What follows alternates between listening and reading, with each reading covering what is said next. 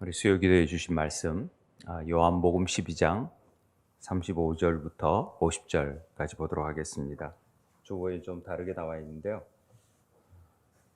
요한복음 12장 35절부터 50절 말씀 보도록 하겠습니다.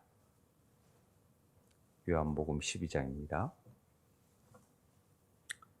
좀 긴데요. 같이 교독하겠습니다. 요한복음은 어렵지 않게 찾을 수 있겠죠?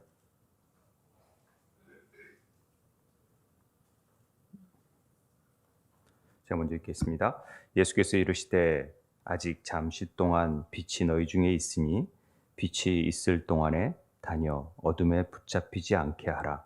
어둠에 다니는 자는 그 가는 곳을 알지 못하느니라.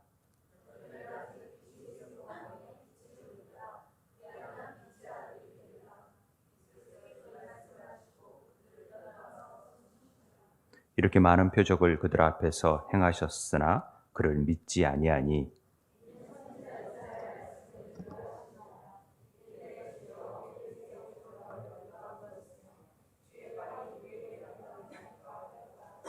그들이 능히 믿지 못한 것은 이 때문이니 곧 이사야가 다시 일렀으되 그들의 눈을 멀게 하시고 그들의 마음을 완고하게 하셨으니 이는 그들로 하여금 눈으로 보고 마음으로 깨닫고 돌이켜 내게 고침을 받지 못하게 하려 함이라 하였습니다. 이사야가 이렇게 말한 것은 주의 영광을 보고 주를 가리켜 말한 것이라. 그러나 관리 중에도 그를 믿는 자가 많되 바리새인들 때문에 드러나게 말하지 못하니 이는 출교를 당할까 두려워함이라.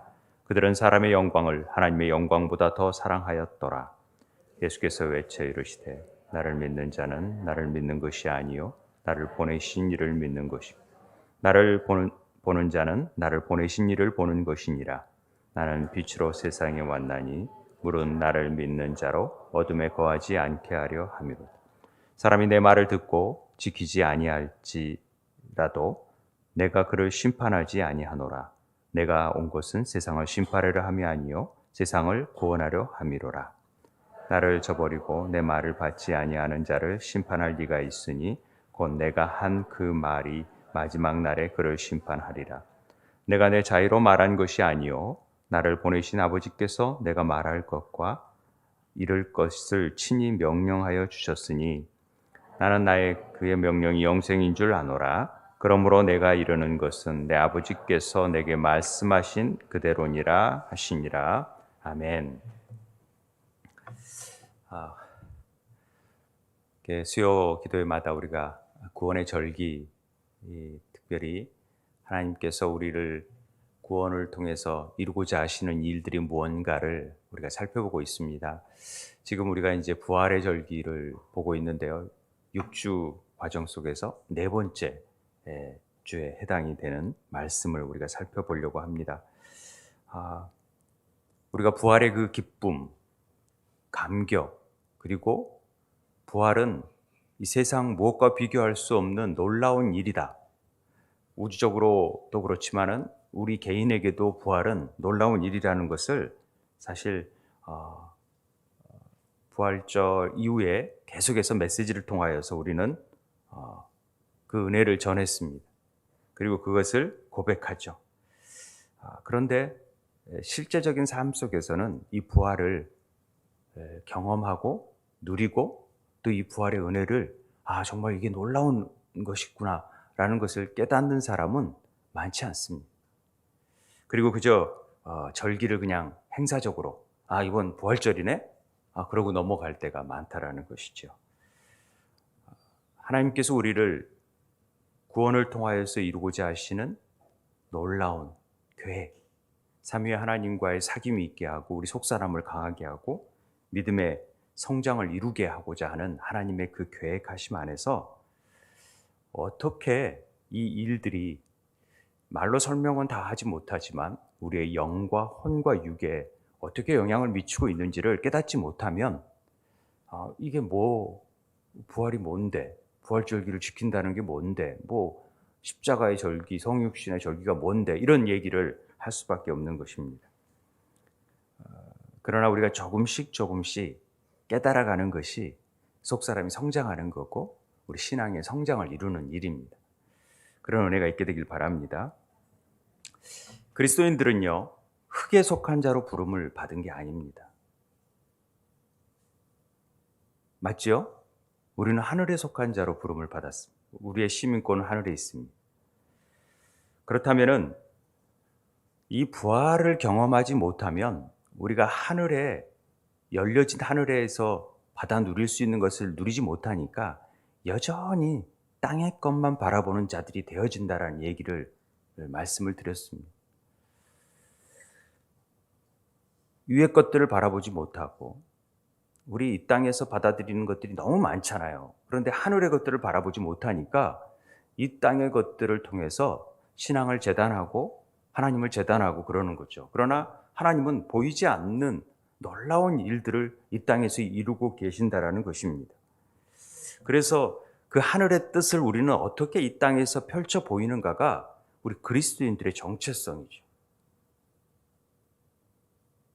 그리스도인들이 하늘의 뜻을 이 땅에서 펼쳐 보이기 위해서 예수 그리스도께서 오셨고 우리에게도 그 일을 행하라고 하시는 거죠. 그리고 우리의 눈을 여시고 우리의 귀를 여시고 우리에게 말씀을 주시고 생수를 주시고 그래서 하늘의 뜻을 알게끔 만들어 주시는 것입니다. 우리가 그렇게 해서 본 게 첫 번째 부활주일에 부활의 기쁜 소식을 알려줬잖아요. 그런데 첫 번째가 도마의 주일이었죠. 도마를 통해서 살아있는 믿음, 현재적인 믿음이 뭔가, 그것이 온 인류를 위한 부활이었지만은 결과적으로 내가 확인하고 내가 살아계신 하나님을 확인해야, 경험해야지만이 부활을 알 수 있다. 그래야 살아있는 믿음으로 된다라는 사실을 도마를 통해서 우리는 깨달았습니다. 부활이 내 개인의 문제하고 연관되어 있다라는 사실을 가르쳐 준 거죠. 도마를 통해서. 그리고 이 부분을 우리는 끊임없이 믿음으로 나아가야 되는 거죠. 아, 정말 주님이 부활하셨구나라는 것들을 굳이 만져보지 않아도 알아야 되는 거죠. 그게 살아있는 믿음입니다. 그리고 두 번째로 우리가 살펴본 게, 그러기 위해서 우리는 생명의 떡, 하늘의 떡을 계속해서 누려야 된다라는 거죠. 하늘이 열려서 그 만나를 먹지 않으면 우리는 보이지 않게 이 땅의 것들을 너무 많이 먹고 있잖아요.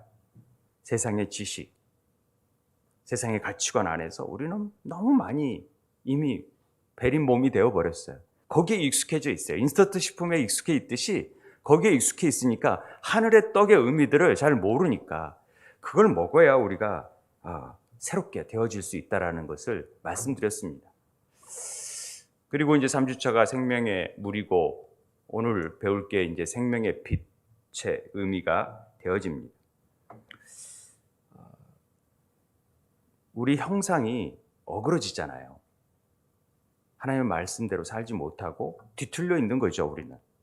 하나님의 형상을 하나님의 뜻대로 살고 하늘의 것들을 누리면서 마음껏 교제하면서 살아야 되는데 하늘이 차단되어져 버리니까 우리는 이 땅에서 세상의 것들을 의지하면서 살아가는 존재들이 되어가니까 점점 우리 몸이 망가져가는 거예요. 가시가 돋고 쓴뿌리가 있고. 그러니까 어떻게 해야 돼요? 이걸 해소하기 위해서 생명의 떡을 필요로 해요. 그리고 그것이 치유되더라도 또 이미 틀어져 있는, 예를 들어서 체형이 틀어져 있으면 이걸 고치는데 참 힘들어요. 그 문제 수술을 하더라도 이 체형을 바르게 하기는 참 어려워. 안 그러면 또다시 아프니까. 그런 일들이 생수를 통해서, 예배를 통해서, 기도를 통해서, 경배를 통해서 자꾸만 이것들을 훈련하는 일을, 고치는 일, 바르게 세우는 일들이 우리가 생수를 먹는 일이라는 것을 설명을 드렸습니다. 그래서 생명의 물이 필요한 거예요. 사마리아 여인을 통해서 우리에게 가르쳐준 교훈이었었습니다. 우리는 늘 또 다른 남편을 의지하고 또 다른 남편을 의지하고 또 다른 힘을 의지하고 세상의 힘을 의지하는데 그건 너희 남편이 아니라는 거죠. 그걸로는 늘 목마른 인생이 될 수밖에 없어요. 그래서 진짜 목마르지 않은 인생은 예수를 만나는 길뿐이 없다라는 거죠. 그래야 예수를 만나서 생수를 먹어야지만이 진짜 영과 진리의 예배를 할 수 있게 되는 것이죠. 그래서 사마리아 요한복음 4장을 통하여서 우리는 사마리아 여인을 통하여서 하나님 예배를 어디서 드려야 되는지, 아니다. 지금 이때인데 영과 진리로 예배 드린다는 문제가 생수하고 연결되어 있는 것이죠. 그래서 생수를 먹는다라는 것은 늘 우리가 매일 말씀을 먹고 말씀 기도하고 경배하고 이 일들을 하는 이유는 우리의 어그러진 부분들을 다시 회복하고자 하는 뜻이 있다라는 것을 알 수 있었습니다. 그래서 우리가 생명의 떡을 먹고 살아있는 믿음을 통해서 생수를 먹고 이제 오늘은 생명의 빛을 비춰줘야 된다는 이 얘기가 뭔지 이걸 함께 생각해 보려고 합니다. 예수님께서 나는 생명의 떡이다 말씀하셨죠? 하나님의 살아있는 말씀이 있어야지만이 살았고 운동력 있고 활력이 있는 말씀, 좌우에 나설 어떤 검이 있어야지만이 우리의 그 세상에서 찌들어 있는 세상에서 받았던 누렸던 인스턴트 식품들을 다 잘라내고 제거하는 일을 말씀이 하시는 거예요. 그럼에도 불구하고 틀어져 있는 부분을 생수로 채운다라는 얘기를 계속해서 반복하는 것이죠. 그런데 요한복음 8장 12절에 이제 세상의 빛을 또 필요로 한다라는 얘기를 하고 있습니다. 나는 세상의 빛이다. 나는 세상의 떡이다. 생명의 떡이다. 그 다음에 나는 생수다. 나는 세상의 빛이다. 왜? 나를 따르는 자는 어둠에 다니지 아니하고 생명의 빛을 얻는다. 이 생명의 빛을 얻는다라는 부분이 굉장히 중요한 부분입니다. 예수님은 생명의 빛이라고 얘기하십니다. 그래서 따르는 자들이 어둠에 다니지 않는데요. 생명의 빛이기 때문에. 이 말씀을 계속 되풀이해요. 어둠에 다니지 않고 또 오늘 읽었던 말씀 중에 그냥 빛으로 왔으니까 어둠에 거하지 않게 하려고 지금 빛으로 왔다라는 얘기를 계속해서 강조합니다. 그런데 우리 안에는 배고픔도 있고 굶주림도 있어요. 그래서 생명의 떡을 먹어야 되고 목마름이 있어요. 그래서 그 혼에 찌들어진 부분들이 생수를 먹어야지만이 물이 들어와야지만이 우리가 찌그러진 물병을 제가 설명을 했잖아요. 찌그러진 물병 안에 생수가 담기면 다시 회복이 되듯이 생수가 들어와야 돼요. 그렇지만은 그런 부분도 있지만은 보이지 않게 우리 혼에 그럼에도 불구하고 우리는 더 하나님 앞에 나아가는 일에 여전히 어두운 부분이 있어요. 그 어두운 부분이 오늘 생명의 빛이 필요로 하는 부분이라는 얘기를 하고 싶습니다. 그래서 이것을 먹었음에도 우리가 완전하지 못하는 부분들이 왜 그러는가 봤더니 우리 안에 알게 모르는 그 어둠의 실체가 있다라는 거죠. 그 어둠 안에는 늘 사단이 그 어둠을 뚫고 역사하기 때문에 그렇습니다. 다른 데 비대는 역사하지 않은데 그 어둠 안에는 사단들이 늘 역사하기 때문에 우리가 생명의 떡을 먹고 생수를 먹음에도 불구하고 그리스도인으로서의 삶을 드러내지 못하는 것은 여전히 우리 안에 어둠이 있다는 것을 인식하라는 것이죠. 그리고 그 어둠을 통해 사단이 늘 우리를 얽어매고 있고 짓누르고 있고 포로된 자로 삼고 있으니까. 그래서 요한 1서 2장에 보면은 내가 새 계명을 쓰노니 그에게와 너희에게도 참된 것이라. 이런 어둠이 지나가고 참 빛이 벌써 비춤이니라. 빛 가운데 있다 하면서 그 형제를 미워하는 자들은 어둠에 있는 것이죠. 그러니까 그리스도인이라고 하면서도 미워하고 미움을 갖고 이런 경우가 있죠. 그럼 어둠에 있다라고 얘기를 합니다. 어둠이 그의 눈을 멀게 했기 때문에 그 사람의 실체를 하나님의 자녀로 보지 못하고 미움을 갖는 거죠. 이건 저도 마찬가지예요. 우리 모두가 그런 어둠이 보이지 않게 있다라는 것이죠. 미움 없는 사람이 있나요? 그런 미움을 늘 갖는 것 자체는 우리 안에 어둠이 있기 때문에 그렇다라는 것입니다. 사도행전에서도 그걸 제가 안 적은 사도행전 26장 18절에 그 눈을 뜨게 하여 어둠에서 빛으로 사단의 권세에서 하나님께로 돌아오게 하고 죄사함과 나를 믿어 거룩하게 된 무리 가운데에서 기업을 얻게 하려 하나이다. 이런 말씀이 있습니다. 골로새서에서도 우리로 하여금 빛 가운데서 성도의 기업의 부분을 얻기에 합당하게 하신 아버지께 감사하기를 원하노라. 그가 우리를 흑암의 권세에서 건져내사 그의 사랑의 아들의 나라로 옮기셨느니라. 그러니까 흑암의 권세에서 우리를 건지시기를 원하시는 거죠, 주님이. 그러니까 우리 안에 있는 사단의 모든 일은 어둠이라고 말할 수 있어요. 어둠의 수단들로 그리고 어둠의 우산 아래에서 사단은 활동하기 시작합니다. 그렇기 때문에 우리 안에 많은 어둠이 있다는 것을 볼 줄 알아야 돼요. 그런데 어둠이 있으면 그것마저도 보지 못해요. 내 상태를 알지도 못해요. 그런데 빛이 비추어지고 말씀이 있고 생수를 먹기 시작하면 이게 보여지기 시작하거든요. 우리 눈이 띄어지면. 그 일이 부활의 빛을 비추어서 우리를 그 눈을 뜨게 만드는, 이 어둠을 보게 만드는 일이 이 부활절기에 특별히 이 부활절기를 묵상하면서 하나님이 하시고자 하는 일입니다.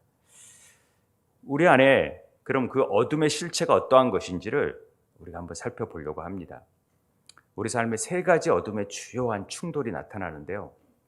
첫 번째가 뭐냐면 하나님의 표적들에 대한 눈이 멀어요. 하나님이 행하신 일들에 대해서 우리는 잘 알지는 못해요. 눈이 멀어 있다라는 거죠. 그리고 하나님이 행하신 일에 대해서 믿지 못해요. 저게 하나님의 일인데도 잘 못 믿어요. 그리고 그 일이 하나님의 표적인데도 깨닫지는 못한다라는 것이죠. 오늘 읽었던 말씀 중에 이제 두 번째, 세 번째, 하나님과 우리의 관계를 타협하는 것, 정죄와 심판으로 이끄는 어둠에 대해서 세 가지를 우리가 살펴볼 텐데요. 첫 번째가 이제 이 눈먼과 믿지 않음에 대해서 얘기를 하려고 합니다. 오늘 35절, 30절, 37절에 보면은요. 잠시 동안 빛이 너희 중에 있으니 빛이 있을 동안에 다녀 어둠에 붙잡히지 않게 하라. 어둠에 다닌 자는 그 가는 곳을 알지 못하느니라. 빛이 있을 동안에 빛을 믿어야 되는데 그래야 빛의 아들이 되는데 그 빛을 믿지 못하니까 많은 표적들을 행했으나 믿지 아니하니까 하나님이 예수 그리스도가 많은 표적을 행했는데 믿지 못하는 것은 그들 안에 어둠이 있다라는 것이죠. 그 표적을 믿지 못하는 것 어둠 때문에 그래요. 에이 저런 거 뭐 자연현상인데 뭐 저런 일들이 일어날 수 있겠어 이런 생각을 하는 거죠. 첫 번째 이 유형은요. 나에 관한 것이야. 내 스스로 나에 관한 것. 특별히 나 자신과 하나님을 이해할 수 없는 부분에 대해서 어둠을 얘기하는 것입니다. 각 사람에게는 이런 부분이 그 어둠에 두께라는 게 있어요. 얇은 사람이 있고 두꺼운 게 있고 그래서 그 어둠을 빨리 뚫고 깨트리고 나온 사람이 있는가 하면은 이 어둠이 두꺼우면은 절대 알지 못해요. 하나님을. 아무리 얘기해도 절대 이해 못하는 사람들이 있어요. 이거 어려운 거죠. 이런 게. 시간이 오래 걸리는 사람 아닙니까? 하나님의 우리 삶 속에서 여러 번 말씀하세요. 여러 번 기적을 보여주세요. 여러 번 우리를 깨트려요. 그런데도 잘 몰라요. 이게 뭐 우연이겠지. 뭐 이런 게 있을 수 있겠지. 다양한 신호를 보내지만은 어둠 때문에 알지를 못하는 거예요. 믿지를 못하는 거예요. 이런 사람들이 참 많아요. 하나님은 늘 말씀하고 계세요. 목회자를 통해서도 말하고 있어요. 그런데도 이런 순간에도 그걸 알지를 못해요. 깨닫지를 못해요. 나와 있는데도 잘 안 들려요. 이건 어둠이 깔려 있기 때문에 그래요. 졸립고 마음에 안 들어오고 지금 내 현실에 닥쳐있는 문제가 더 크니까 어둠이 쫙 깔려 있는 거거든요. 만약 하나님께서 우리에게 하시는 일을 한 번이라도 단 하루라도 우리의 눈을 띄어줘서 보여진다면 어떻게 될까? 이런 상상을 제가 해봐요. 막 수많은 천군 천사들이 지금 막 여기에서 도우려고 막 어떤 차가 지나가는 것을 비끼게 만들고 더 오지 못하게 만들고 우리를 보호하시고 막 이런 일들을 매 순간순간 기적들이 나타나고 있는 일들을 우리는 못 보잖아요. 그냥 아무런 일이 없고 그냥 하나님 날 지켜주시겠지 하고 지나가지만 사실상은 엄청난 일들이 일어나고 있다는 것을 우리는 깨닫지 못하잖아요. 왜? 어둠에 있기 때문에 하나님의 일을 몰라요. 아마 매일매일 일어나는 일들을 볼 수 있다면 우리는 충격에 빠질 거예요. 이런 놀라운 일들이 또 무뎌질지 모르겠지만 그러니까 그걸 눈이 띄어지면 하나님이 어떤 하나님인지를 우리는 알게 돼요. 우와, 이런 하나님이 천군 천사를 통해서 나를 이렇게 지키시고 있나? 이렇게 잠깐의 어려움을 준 것은 오히려 나를 더 강하게 하려고, 나를 더 큰 어려움 속에서 나를 단련시키기 위해서 막 이런 걸 알 수 있다라는 거죠. 그런데 그 생명의 빛을 비추어 주는데도 어둠이 깨닫지 못하더라. 요한복음 1장에 나오잖아요. 깨닫지 못하는 사람이 있어요. 아무리 얘기해도 몰라요. 그게 뭐 그런 일이냐. 요한복음 3장 19절 20절에 보면은 그 정죄는 이것이니 곧 빛이 세상에 왔을 때 사람들이 자기 행위가 악함으로 빛보다 어둠을 더 사랑한 것이니라. 악을 행하는 자마다 빛을 미워하여 빛으로 오지 아니하나니 이는 그 행위가 드러날까 합니다. 그 자기 행위가 드러날까 봐 사단은 자꾸만 우리를 가로막아요. 그 알지 못하게 해요. 하나님을 알면은 그가 변화될 거 아닙니까? 그걸 사단이 막는 거죠.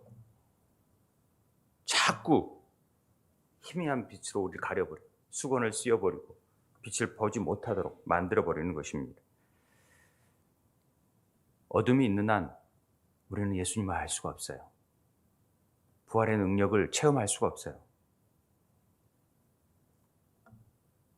우리 혼의 특정 부분에 그런 어둠이 깃들고 있기 때문에 하나님이 누구신지, 어떤 분인지, 그분께서 어떤 일을 행하실 수 있고 어떻게 우리를 지키시고 보호하시는지를 깨닫지 못.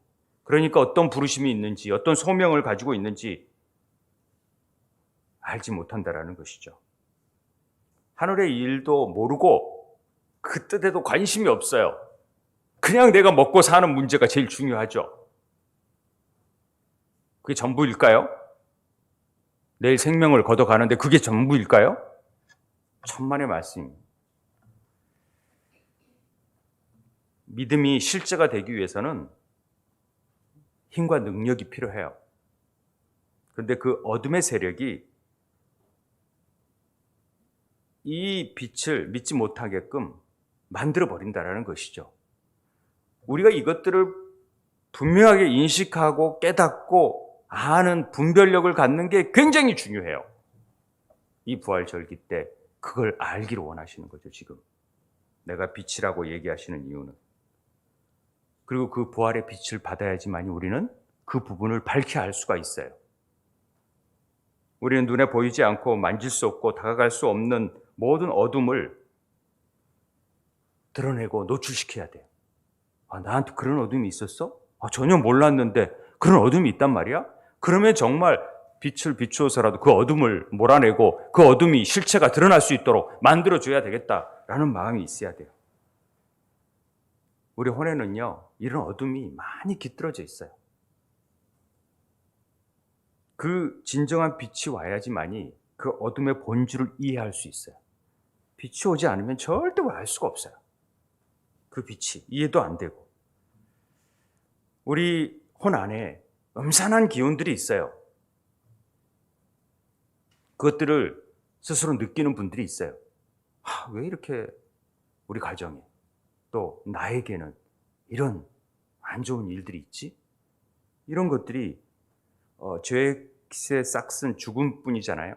그 혼에 있는 어둠이 있는데 죽음과 연결되어 있기 때문에 이 일들을 우리가 깨닫는 게 중요하죠. 그래서 예수님께서 죽음과 부활의 권세를 통하여서 이것들을 다 깨뜨려 버리시잖아요. 그걸 우리가 믿는 거죠. 도둑은 도둑질하고 죽이고 멸망시키러 오지만 주님이 오신 것은 양으로 생명을 얻게 하고 풍성케 하러 오셨다라는 것입니다. 그걸 우리가 믿는 거죠. 그걸 믿음으로 받아들이는 거죠. 그래서 우리 혼에서 이것들을 몰아내고 생명의 영으로 부활시키기 위해서 자꾸만 우리 안에 이 부활의 빛을 비추어 주시는 거예요. 생명의 떡을, 생수를 살아있는 믿음으로 만들기 위해서 막 이 부활 절기 기간에 우리를 막 몰아가시는 것입니다. 그리고 두 번째, 이 눈먼과 믿지 않은 부분이 있다면 두 번째로 충돌이 뭐냐면 하나님과 우리 관계가 타협하는 일이 생겨요. 타협하는 일이. 이게 어둠이라는 거죠. 첫 번째 유형이 나에 대하고 하나님의 어떤 내 삶에서 하나님에 대한 하나님이 어떠한 분인지를 잘 모르는 부분이 있었다면 두 번째 어둠은 하나님과 우리 관계에 있어서 우리가 늘 타협해 버리는 부분들이 있다라는 거죠. 이게 이제 주변 사람들과의 관계 속에서 나타나는 일인데요. 이 어둠은 하나님으로부터 우리를 멀게 하고 영적인 삶에 있어서 우리를 성장을 더디게 만드는 일을 하고 있습니다. 이 관계가 어떤 관계인지 잘 보세요. 우리는 성도들끼리 또 가족끼리 사랑해야 된다라고 얘기를 해요. 맞는 얘기죠. 사랑해야죠. 우리 성도들을 사랑해야죠. 서로 더 많이 고려해야 되고 존중해야 되고 공경해야 됩니다. 그런데 내가 내 주위에 있는 사람을 기쁘시게 하면서 하나님을 기쁘시게 안 할 수 있다면, 못한다면 그것은 하나님의 관계를 어그러뜨리는 일이 되어질 수 있어요. 이해되시는지 모르겠네요. 갈라디아서에 왜 이게 나오지? 갈라디아서 1장 10절에 보면 본문 말씀이 이 본문 말씀이에요. 그러나 관리 중에서 그를 믿지 않되 바리새인들 때문에 드러나지 말하니 이는 출교당할까 두려워함이라. 우리 안에는 믿는 자들이 있어요. 바리새인들이 믿어요. 믿는 자들이 있는데 저분이 메시아 같아요. 그리고 저분을 믿어야 되겠어요. 그런데 보니까 바리새인들한테 걸리면 출교를 당하고 내가 이 사회에서 도태당할 수 있는 생각이 되니까 못 믿겠다 이렇게 생각하는 사람들이 생겨나는 거죠. 우리 주위에 꽤 있어요. 사람의 영광을 하나님 영광보다 더 사랑해버리는 거예요. 이게. 그래서 갈라디아서에서 보면은 내가 사람들에게 좋게 하랴 하나님께 좋게 하랴. 사람들에게 기쁨을 구하라. 내가 지금까지 사람의 기쁨을 구하였다면 그리스도의 종이 아니니라. 바울은 이렇게 얘기하는 거예요. 절대 사람의 기쁨을 구하지 않고 하나님을 좋게 하는 일에 힘썼다라는 것을 바울은 자신 있게 얘기합니다. 그런데 우리는 사람의 기쁨을 더 구하지 보이지 않는 하나님을 더 기쁘게 하는 일을 행하지 않는다라는 데 문제가 있다라는 거죠. 이 부분이 우리에게 어둠이라는 것이라고 말씀하고 있습니다. 우리가 다른 사람들과 관계를 잘 지내기 위해서 막 잘 지내요. 그런데 그렇게 다른 사람들을 사랑한 관계가 하나님보다 우선된다고 한다면 하나님보다 그 사람들을 더 사랑하는 거죠. 그런 논리가 되어지는 것입니다. 하나님의 말씀이나 그 음성이 그 관계에 있어서 절대 권위를 갖지 못해버려요. 왜? 사람을 더 사랑하니까. 그 관계가 하나님 관계보다도 더 중요하게 여기니까. 그래서 하나님보다 더 사람들을 잘 대하는 사람들이 우리 주위에 굉장히 많아요. 어떤 사람들이 이렇게 말하죠. 당연히 우리는 인간관계를 잘해야 되고 교회 내에서도 사람들을 사랑해야 되는데 어떻게 그 사람들을 상처 주는 말을 하고 힘들게 하는 말을 하고 사랑을 보여줘야죠. 사랑을. 그렇게 얘기를 하는 사람들이 많습니다. 하나님과 관계에서의 성경적인 진리를 훼손해 가면서까지도 우리는 이 부분을 막 행하는 사람들이 있어요. 이건 어둠에 관한 일이다 라고 얘기하는 것입니다. 바리새인 다 관리인들이 예수를 믿고 싶은데도 남들이 뭐라 그럴까 봐 못 믿는 경우가 생긴다는 거죠. 어둠 때문에 우리가 실제로 뭘 하고 있는지도 이해하지 못하는 사람들이 생겨나요. 이거 정상적인 일인데 이런 것까지도 얘기하냐? 그런데 그게 어둠이라고 지금 얘기하고 있는 것입니다. 부활의 빛이 비추어지면 이 부분이 드러나게 돼 있어요.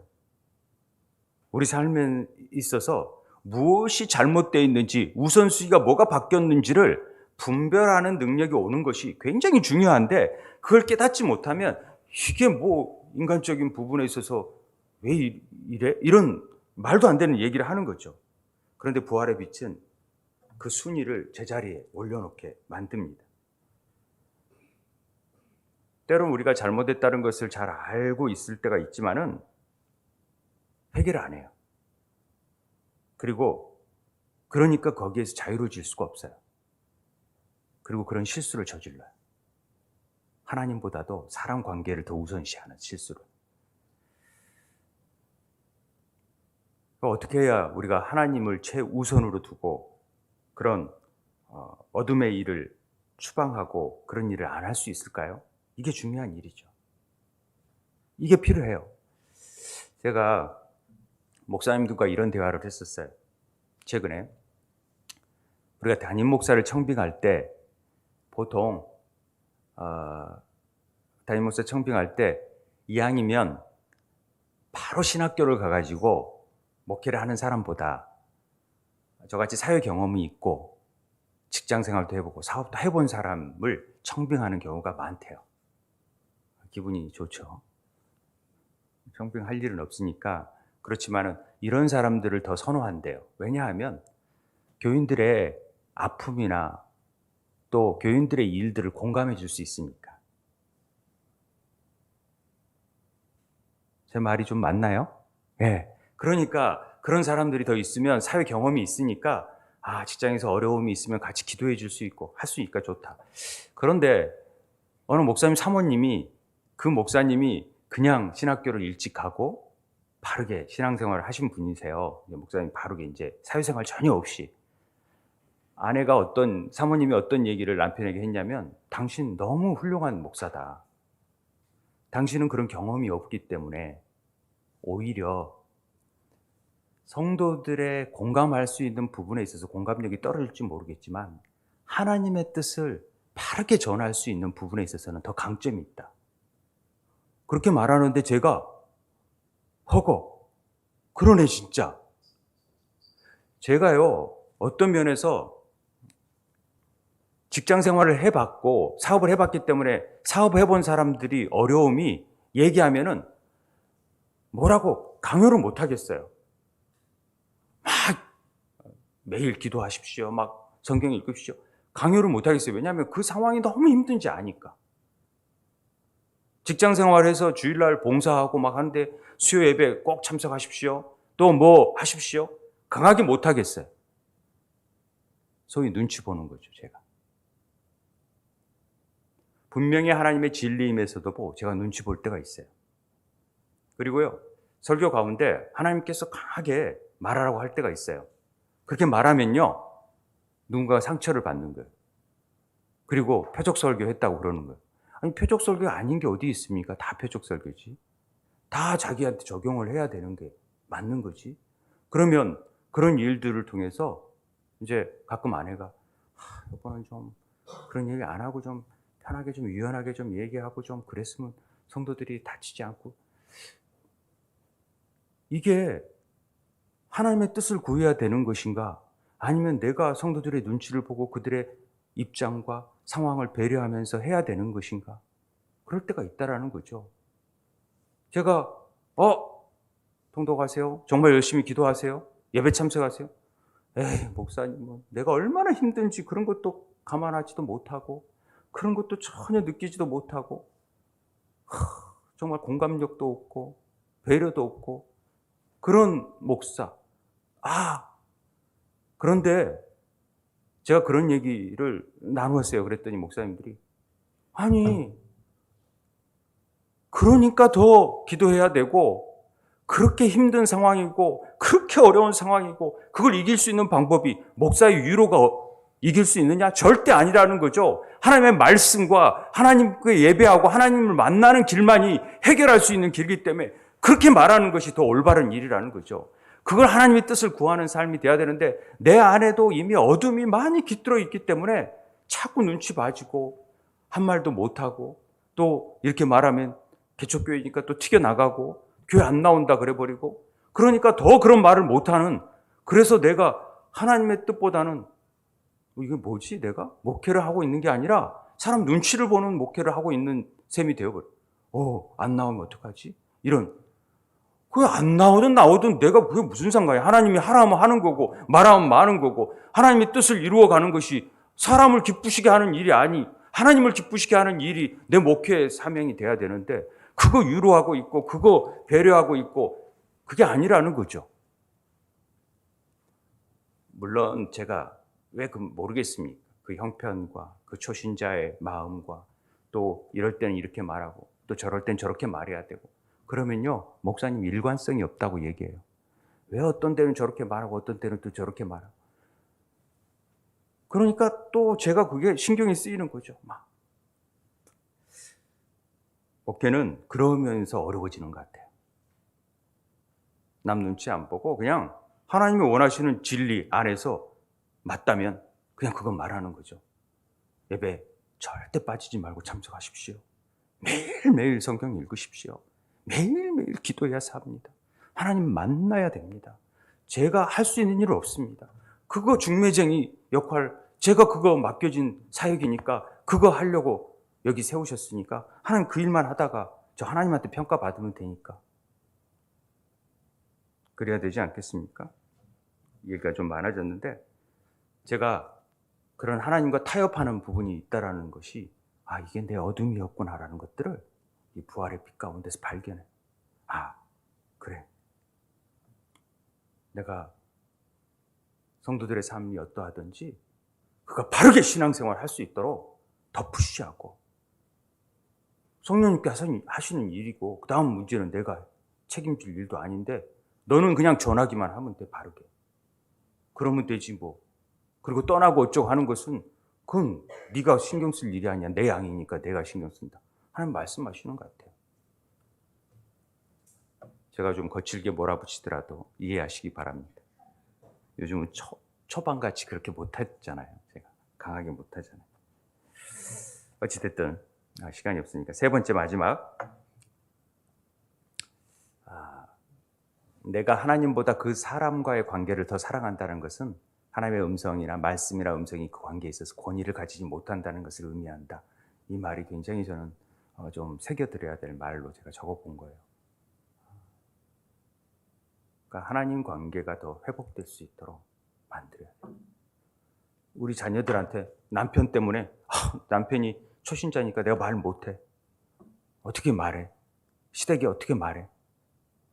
자녀들에게도 함부로 말 못해요. 우리는 신앙적으로 막 교회 다니라.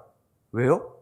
그들의 인권이 있고 뭐 그런다. 이게 전부 다 세상의 어둠으로 다 깔아놔버려가지고 복음을 담대히 선포할 수 못하게 만들고 담대히 얘기하지 못하게 만드는, 어떻게 될지 모르니까 우리가.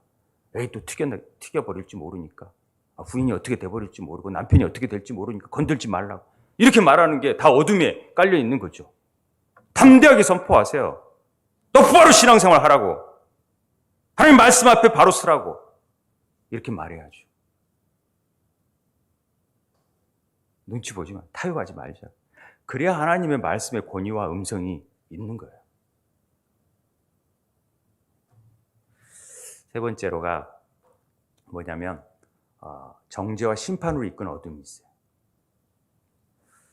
이게 좀 우리랑 결이 좀 다르지만, 첫 번째, 두 번째와 결이 다르지만, 쉽게 얘기하면 하나님은 예수님께서 우리를 심판하러 오신 건가요? 아니라는 거죠. 하나님은 우리를 심판하러 오신 게 아니다. 오늘 나를 믿는 자는 나를 믿는 것이야, 나를 보내신 이를 믿는 것인데, 내가 세상에 왔는데 44절, 나를 보지 않는 사람들은 보내신 이를 보는 것이다. 그러니까 어둠에 거하지 않게 하려 합니다. 그 다음에 47절에 보면 사람이 내 말을 듣고 지키지 아니할지라도 내가 그를 심판하지 아니하노니 내가 온 것은 세상을 심판하려 함이 아니요 세상을 구원하려 함입니다.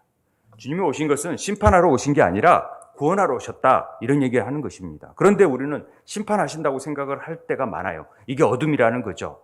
그런데 요한복음 5장에 보면은 아버지께서 아무도 심판하지 아니하시고 심판을 다 아들에게 맡기셨다고 했는데, 하나님 심판하러 오신 거, 예수님이 심판하러 오신 거 아닌가? 이러면서 우리가 주눅들 수가 있다라는 거죠. 그러나 주님께서 우리를 절대 정죄하지 않는다.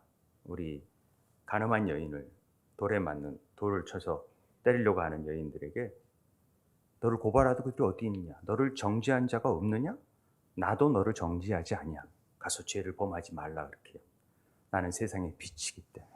절대 빛은 어둠을 심판하고 때려잡으려고 한 게 아니라, 그럼 뭐냐는 거죠. 심판할 리가 따로 있다라는 거죠. 내가 한 말이 그 마지막 날에 그를 심판하리라. 내가 아니고 그 말이. 물론 말씀이 예수님이지만은 말이 심판을 하게 된다라는 것입니다. 이게 무슨 뜻이냐면은 예수님의 빛은 창조되지 않는 빛이에요. 우리가 볼 수 있는 빛이 아니에요. 그런 빛과는 달라요. 지금 보는 빛과는 달라요. 엄청난 놀라운 능력과 에너지가 있어요. 그 빛이 사람에게 비추어지면은 우리 안에 뭔가가 까발려지듯이 모든 것이 드러나 버릴 수밖에 없어요. 빛 앞에. 그 까발려진 자체가 심판이에요. 심판하려고 그런 게 아니라 빛이 비추어지니까 어둠이 드러나 버리는 일이죠. 우리 믿는 자들에게는 그 어둠조차도 보혈이 씻겨져서 우리를 자유케 하고 모든 저주와 결박에서 다 우리를 자유케 해버리죠. 그렇기 때문에 보혈의 피가 우리를 감싸고 왔기 때문에 우리는 심판책에, 생명책에 기록이 되어버리는 거죠. 그러나 그렇지 않는 자들은 그 행위대로 다 드러나버려요. 행위가. 드러남으로 인해서 심판을 받게 되는 상황이 되어집니다. 그러니까 심판하실 거 걱정할 필요가 없어요. 우리는. 왜냐하면 우리는 예수님의 빛을 비추어 주시면 우리가 드러나지만은 우리는 구원하기 위한 하나님의 계획하십니다. 세상을 이처럼 사랑하사 우리를 구원하시는 하나님의 계획이 있잖아요. 영생을 얻게 하려고 하는.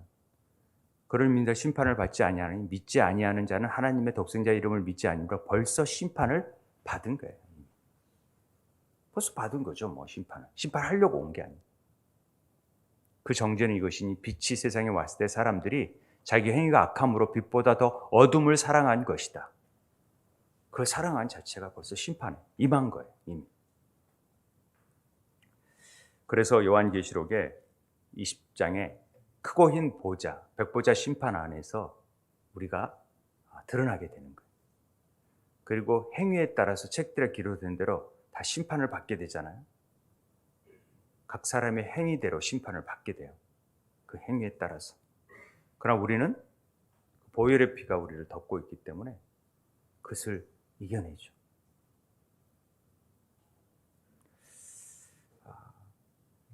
저는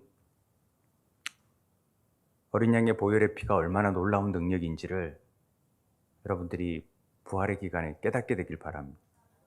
우리의 연약함이 있고 또 부족함이 있고 어둠이 있고 빛을 비추시고 생명을 떡을 먹이시고 생수를 먹이시고 그러면서도 보혈의 피를 통해서 우리를 씻기셔요. 그 열린 옆구리의 신비를 통하여서 날마다 부어주시는 은혜가 있어요. 그렇기 때문에 우리가 생명책에 기록이 되는 거예요. 그리고 우리의 죄가 드러나지만 그것들을 예수 그리스도의 능력으로 치유되고 회복되는 거예요. 그러려고 빛으로 오신 거예요. 우리를 구원하기 위해서. 이걸 빛을 받아들이지 못하면 여전히 어둠 가운데 있을 수밖에 없어요. 그래서 우리는 선택의 여지가 없어요. 우리는 빛을 그대로 받아들일 수밖에 없어요.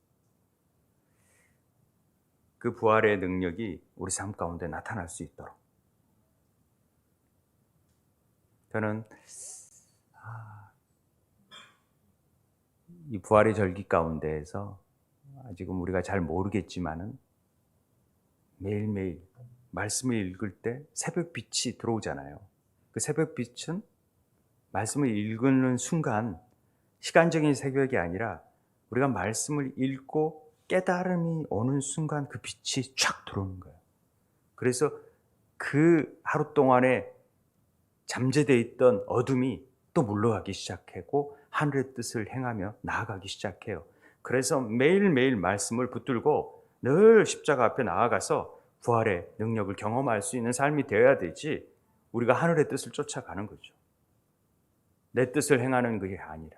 그래서 말씀 기도하고 시편 기도하는 이유가 거기에 있다라는 것입니다. 우리가 통독을 하는 이유가 거기에 있고 아무튼 그런 은혜를 사모하면서 부활절기 더 힘있게 하나님의 그 임하심이 우리 생명의 떡으로 또 만져짐으로 또 생수로 빛으로 임하는 은혜가 여러분 삶에 있게 되길 바랍니다. 우리 찬양 하나 하고 기도하도록 하겠습니다.